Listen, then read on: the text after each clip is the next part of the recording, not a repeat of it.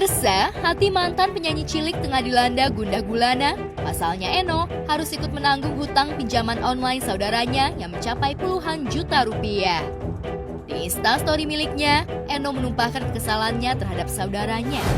Marah sampai rasanya capek banget. Marah ngebayangin aku gak ngutang, tapi aku yang nanggung tuh gimana sih? Udah gak bisa nangis, udah gak bisa mikir logis. Ya Allah, sampai rasanya kok aku jadi orang lain karena semarah ini.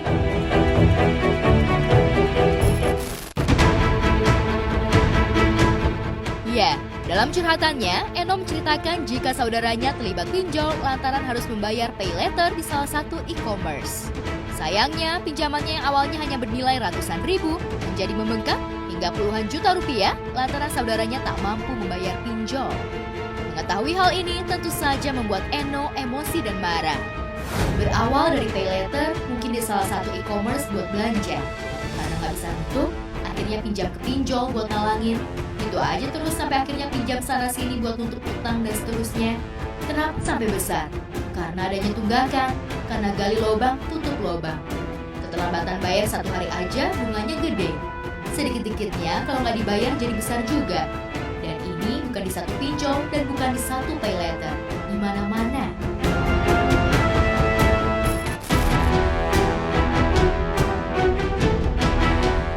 Meski kesal, Eno pun mencoba membantu dengan menjual koleksi K-pop saudaranya untuk melunasi hutang.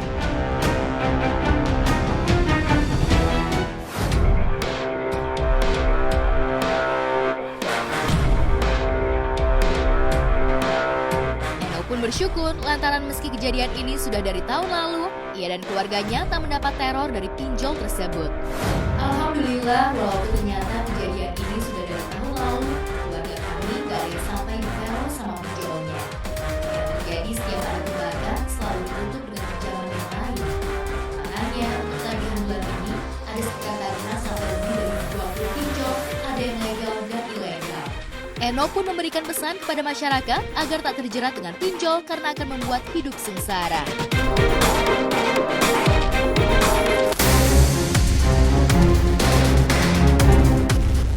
Ustadz Yusuf Mansur tengah bersuka cita lantaran kemarin ia kembali memenangkan sidang gugatan kedua di Pengadilan Negeri Tangerang.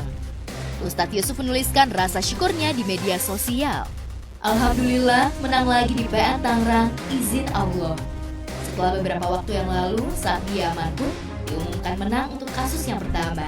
Ini kasus yang kedua, masih ada kasus ketiga di PN Tangerang. Mohon doa terus. Kan kita diajarkan bersyukur, ngelihat yang baik-baik dah gitu. Dan satu lagi tadi, nggak merasa benar juga gitu. Jangan gitu. Ya. Jika sebelumnya Ustadz Yusuf memenangkan gugatan pertamanya atas kasus tabung tanah, kini Ustadz Yusuf kembali memenangkan atas kasus tabung tanah. Majelis Hakim memutuskan bahwa perkara yang diajukan penggugat tidak diterima lantaran pihak penggugat tidak memasukkan gugatan kepada pihak Koperasi Merah Putih atau Koperasi Indonesia Berjamaah. Lantas, mengapa Ustadz Yusuf memilih tak menghadiri sidang putusan kali ini? Alhamdulillahirrahmanirrahim, hari ini sudah ada acara sidang hari ini untuk putusan perkara 1391 mengenai tabung tanah. Alhamdulillah sama seperti perkara nomor 1366, Majelis Hakim yang mulia memutuskan bahwa perkara yang diajukan oleh penggugat dinyatakan NO atau tidak dapat diterima. Jadi sama juga Majelis Hakim menerima eksepsi kami mengenai gugatan penggugat yang kurang pihak atau problem litis konsorsium, di mana seharusnya disampaikan oleh Majelis Hakim bahwa penggugat memasukkan pihak Koperasi Jasa Merah Putih yang didalilkan oleh penggugat sendiri dalam gugatannya merupakan pihak yang ikut dalam dalil gugatan penggugat yang diceritakan oleh penggugat. Jadi atas dasar itu kemudian Majelis Hakim memutuskan bahwa gugatan penggugat kurang pihak sehingga diputuskan NO. Saya rasa sudah sering saya jawab ya dalam berbagai kesempatan bahwa memang dalam perkara ini kan semuanya sudah menunjuk kuasa hukum. Baik di sisi pihak penggugat pun sampai saat ini juga prinsipal tidak hadir. Jadi segala sesuatunya sudah diserahkan kepada kuasa hukum dan itu dibenarkan oleh hukum acara, hanya kuasa hukum aja yang mewakili dalam proses persidangan. Hari ini sidang keputusan ya, jadi final dari perjalanan panjang sebuah gugatan. Tadi putusan sudah dibacakan dan secara singkat tadi putusan itu dinyatakan gugatan tidak dapat diterima. Jadi sekali lagi gugatan tidak dapat diterima, artinya tidak menyentuh pokok perkara, artinya tidak dibicarakan soal apa yang kita gugat, karena menurut pandangan majelis hakim kita harus memasukkan satu pihak lagi, yaitu Koperasi Merah Putih atau berganti dengan Koperasi Indonesia Berjamaah. Itu kira-kira putusannya tadi.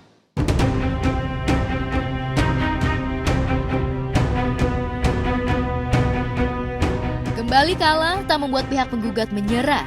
Pihak penggugat yang diwakili Asfa Davibia tengah memikirkan apakah akan mengajukan banding atau kembali memasukkan gugatan baru dengan menyertakan Koperasi Merah Putih atau Koperasi Indonesia Berjamaah sebagai tergugat. Artinya putusan ini kan mengikat para pihak antara penggugat dan tergugat yang digugat saja. Dalam hal ini putusan itu mengikat pada penggugat dan tergugatnya Ustadz Yusuf Mansur, sedangkan Koperasi Merah Putih dinyatakan oleh majelis sebagai pihak yang seharusnya digugat, tapi belum digugat oleh penggugat. Jadi untuk hal itu, atas putusan ini penggugat mempunyai waktu untuk mengajukan upaya hukum. Saya belum tahu karena saya akan diskusi dengan tim dan akan diskusi dengan para penggugat. Apakah akan banding ataukah akan mengajukan gugatan baru. Nah, kalau mengajukan gugatan baru tentu kita akan masukkan Koperasi Indonesia Berjamaah. Tapi ada konsekuensi lagi di situ. Kalau kita memasukkan Koperasi Indonesia Berjamaah, tentu kita harus memasukkan pihak OJK sebagai turut tergugat. Kenapa? Karena kita ingin tahu apakah Koperasi Berjamaah ini mempunyai legal standing, mempunyai kewenangan, mempunyai izin untuk mengumpulkan dana masyarakat investasi. Kemudian harus ditarik juga PPATK. Kenapa?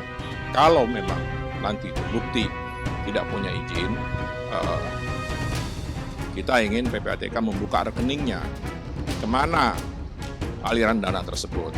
Digunakan untuk apa? Apakah benar untuk investasi? Investasinya di mana dan lain sebagainya. Jadi itu akan ada cerita story lagi berikutnya.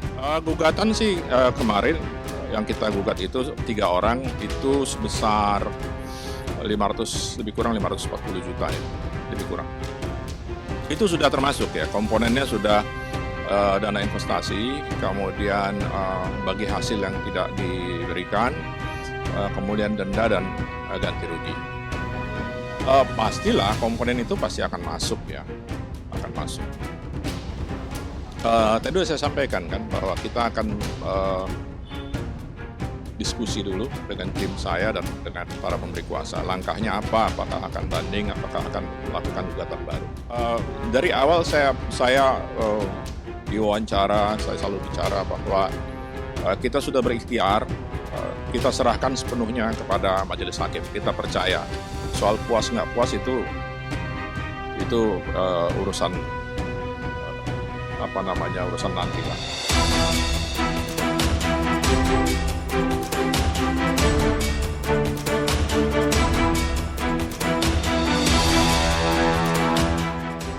Sudah memenangkan 2 kali gugatan, Ustadz Yusuf rupanya merasa geram lantaran ada pihak-pihak yang dianggap menjadi provokator. Tak ayal, Ustadz Yusuf mengancam akan menyeret pihak-pihak yang dianggap menjadi provokator dan menggiring opini serta melakukan tindakan-tindakan provokasi dan menghasut ke jalur hukum.